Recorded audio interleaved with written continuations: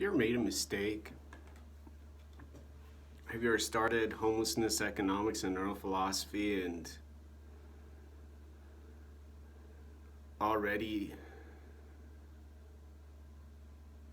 understood how frustrated a professor would be reading the notes so far when you've been doing playtime and psychological cognition and doing conclusions and doing end and just end, do the conclusion and be over with. Okay, whoever's in charge probably doesn't want to watch someone with the hiccups or try to get three parts of life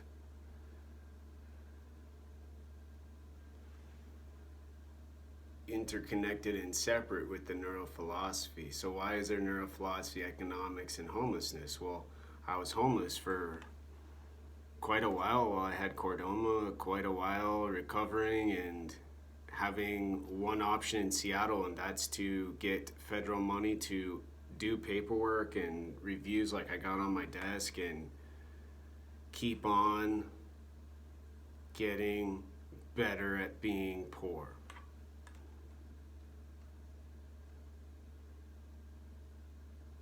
Hearing sounds outside during coronavirus, such as right now, seeing people walk just without any care, seemingly, with their cell phones in their hands right now with coronavirus, and I have to say to a person, hey, I didn't want to sneak up on you, but there's coronavirus, and have them just go.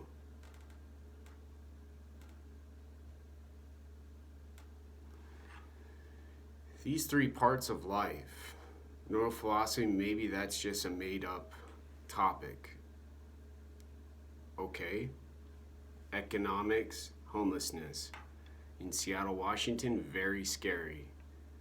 There's a person like me with $1,100 a month and a wolf on the wall.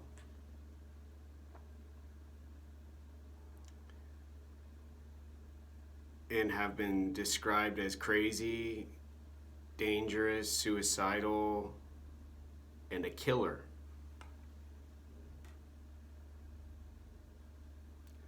With no clear path to health, with no clear depression-free life, with no better conditions than now and forever. Social awesomeness. Reward system benefits. And for those intelligent war veterans and those people with the know-how to smoke tobacco, I don't know how they do it, and to drink liquor all the day, every day.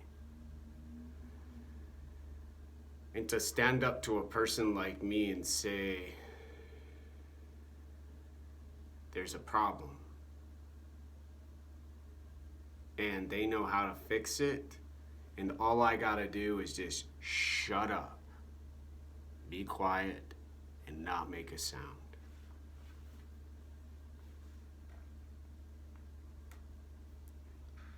These are the kinds of conditions not only with homelessness, but with economics.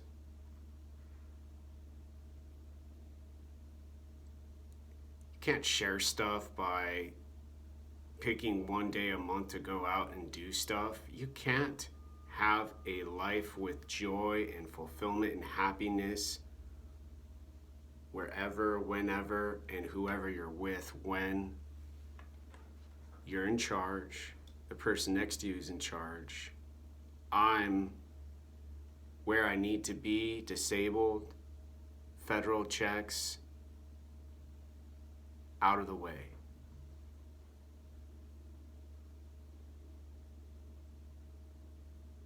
Quiet, silent, drinking coffee and shutting up.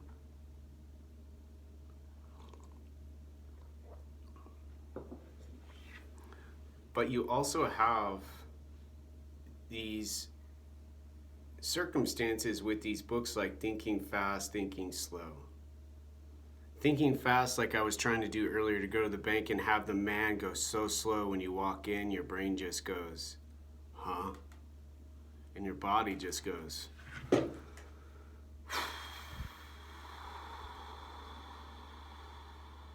And they're wearing a suit.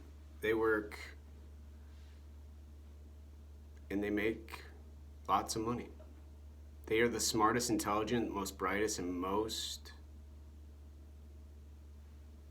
beneficial people for the earth.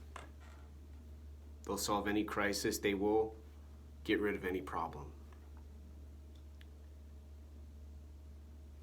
And there's like this neurophilosophy like stopping point where you gotta make sure you're not ethically just being rude to folks. You're not just picking out people. And you're not just causing trouble.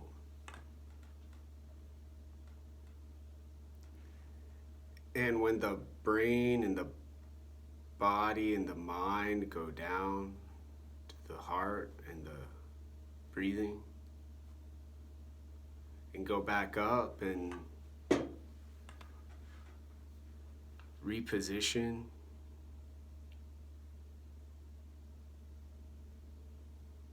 there's not much else to do with information and data.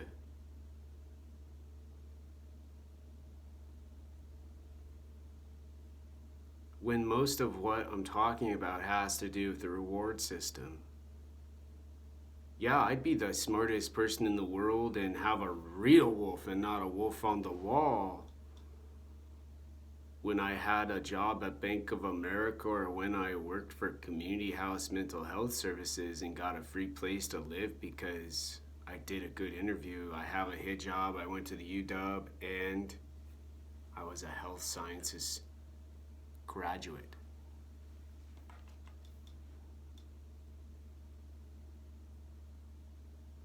But still, there's this incoherence in what I'm describing. And probably, for good reason. You've got this economical system with homelessness, with poverty, with suffering, with abuse, with mean people. Starting way back when we used to trade and barter and when we used to have to go to the village next door to get a bowl of flour. With a reward system with moonshine and liquor and some beer, tobacco, cigarette packs, cartons, amusement parks like Disneyland, CD boom boxes and big old stereos. And now with the reward system called a smartphone, Alexa, Google, Siri, all of the AI, all the algorithms, all of the fantasticness of now.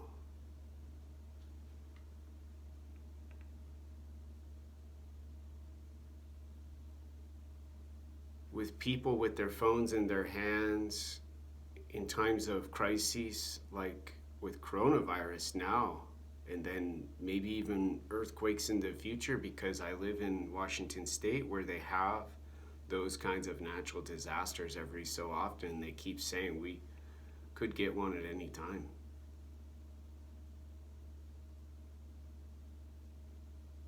With the explicit reason for what's being done and the behavior occurring to make stuff good and better and easier to get to places and easier to do stuff with managing and rules and restrictions.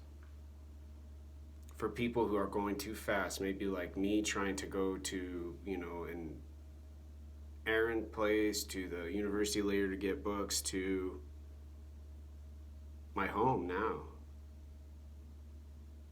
and not be out too long on buses and in public places where there's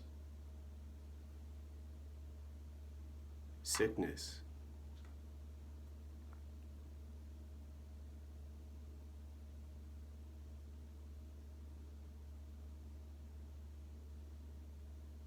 The easiest way to fix economics, free.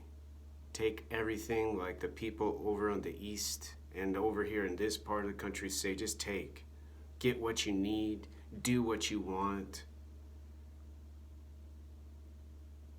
And now, well, those folks who get more and take more, well, they're just doing some more work.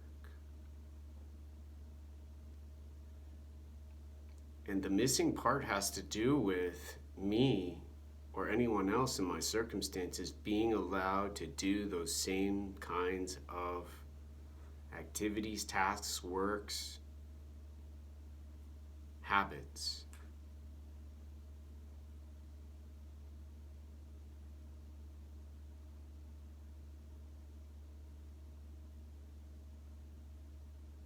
There's never gonna not be a need for a smartphone anymore. There's never not gonna be a need for an electric car anymore. There's never not gonna be a need for a geoengineer to fix all of the carbon. There's never gonna be no need to go to a place like Mars and do some geoengineering in a safe place and location and have some data and information help possibly eliminate destructive parts of what a engineer makes and does. Volcanoes erupting, people losing crops and crops and crops because the weather didn't do what the predictions with the math and the sciences and the human intelligence decided were going to happen, and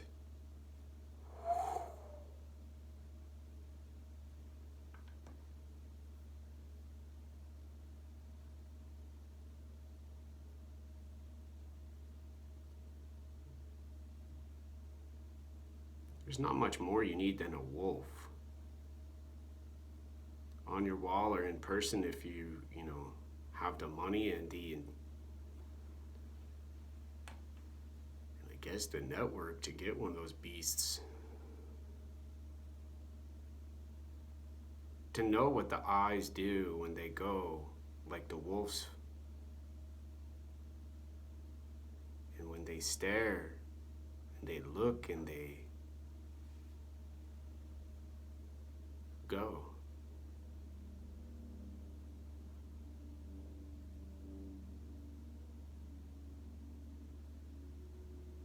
And then return to the wolf on the wall. There's less distraction, there's less confusion, there's less misdirection, and